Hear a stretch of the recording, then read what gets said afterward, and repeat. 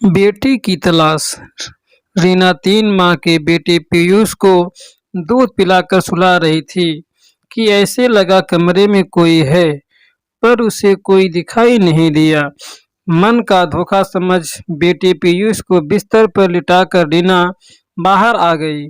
देखा तो 5 साल की बेटी नव्या के स्कूल से आने के समय से कुछ ज्यादा ही समय हो चुका था।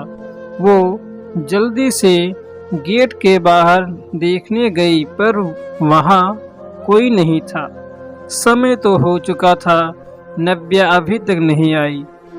उसने झट से फोन उठाया और ऑटो वाले का नंबर ढूंढ के उसको मिलाया। भैया, आज आप अभी तक नव्या को छोड़ने नहीं पहुंची, कहाँ हो आप? दीदी, मैं तो आधा घंटा पहले छोड़ गया था नव्या को। वो ऑटो में पेट्रोल कम था तो उसको गली के मोड़ पर ही उतार दिया था। ऐसे कैसे तुमने मोड़ पर उतार दिया?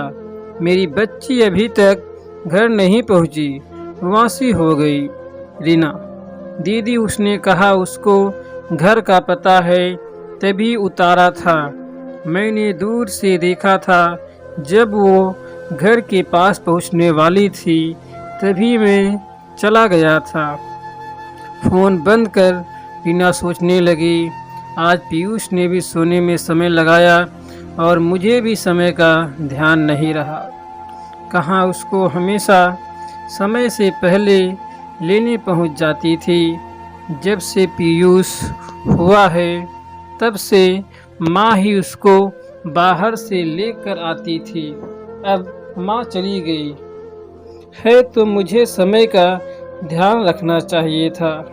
पता नहीं कहाँ होगी मेरी बच्ची। रीना ने जल्दी से पति विक्रम को फ़ोन लगाया। वो किसी मीटिंग में व्यस्त थे। उनके लिए मैसेज छोड़ जल्दी से अंदर आई।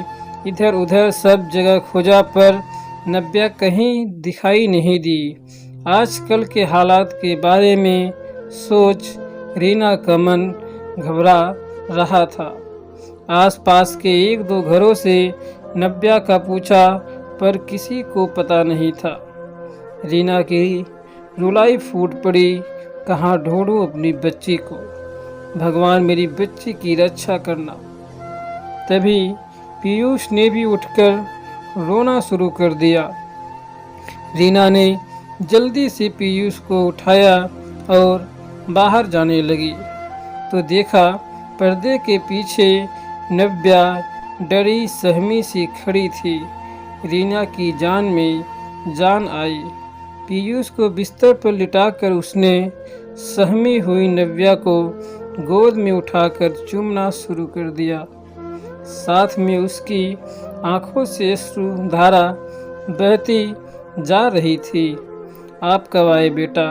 मुझे पता ही नहीं चला। नव्या बिल्कुल चुप थी, वो बोल नहीं रही थी, जिसने रीना को चिंतित कर दिया। कहीं मेरी बेटी के साथ कुछ गलत तो नहीं हुआ? रीना सोच सिहर उठी। बेटी को प्यार से गोद में बिठाकर रीना ने फिर पुचकार कर पूछा, बेटा मम्मा को बताओ क्या हुआ? किसी ने कुछ कहा क्या? नव्या ने ना में गर्दन हिला दी। आप घर कैसे आए? आपको घर का पता था? हाँ में गर्दन हिलाकर नव्या अंगूठा चूसने लगी।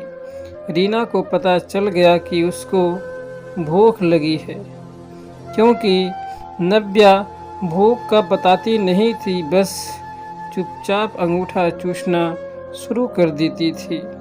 रीना ने पहले उसके कपड़े बदलकर मुंह हाथ धुलवा कर उसको पीयूष के पास बिठाया और किचन से उसके लिए खाना लेने चली गई। उसको अपने हाथों से पानी पिलाया, फिर खाना खिलाया तो नव्या के चेहरे पर हल्की सी मुस्कान आ गई। पीयूष भी रो रहा था। अब तक उसका भी दूध का समय हो चुका था।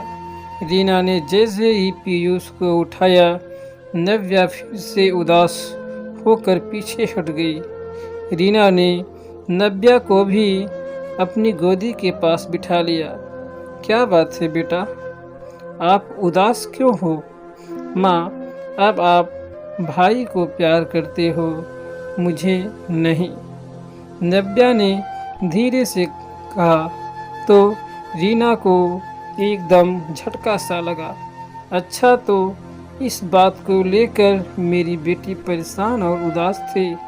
रीना सोच रही थी कि गलती कहाँ हुई है। 5 साल तक जिस बेटी को इतना स्नेह और दुलार दिया, उसके मन में ये विचार आया कैसे?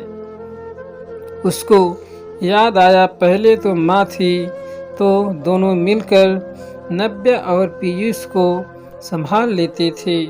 जब से माँ गई है तब से उसको पीयूष को भी अकेले संभालना पड़ रहा था। उसे लगता कि पीयूष दूध पीकर सो जाए तो मैं जल्दी से सब काम निपटा कर नव्या पर भी ध्यान दूँ। इसी चक्कर में जब वो पीयूष को सुला रही होती तो नव्या कोई बात करने लगती तो वो उसको चुप रहने को बोलती, ताकि पीयूष को सुला के वो बाकी काम कर सके और नव्या को भी समय दे सके। परंतु पीयूष की नींद इतनी कच्ची थी कि जरा सी आवाज़ से खुल जाती और रीना का काम वहीं का वहीं रह जाता और वो नव्या पर पूरा ध्यान न दे पाती। शायद इसी कारण नव्या के मन में डर बैठ गया था कि अब माँ पीयूष को ही प्यार करती है, मुझे नहीं। रीना ने बात को समझते हुए नव्या को भी अपनी गोदी में बिठाया और प्यार से समझाया, बेटा, ये आपका छोटा भाई है, अभी ये छोटा है तो बैठ भी नहीं सकता, खुद खाना भी नहीं खा सकता, तो माँ को इसका ध्यान रखना पड़ता है। जब ये बड़ा हो जाएगा फिर आपकी तरह अपने काम करेगा, आपके साथ खेलेगा तो आपको बहुत अच्छा लगेगा। जब आप छोटे थे तो माँ आपका भी ऐसे ही ध्यान रखती थी। अब आप तो इसकी बड़ी दीदी हो, तो आप इसका ध्यान रखने में मेरी मदद कराना। जब मैं आपके लिए खाना बनाऊं या और कोई काम करूं तो उतनी देर आप इसका ध्यान रखना, ठीक है? माँ की बात सुनकर नव्या ने हाँ में गर्दन हिलाई। रीना ने पीयूष को दूध पिलाया तो अब वो भी मुस्कुराने लगा था।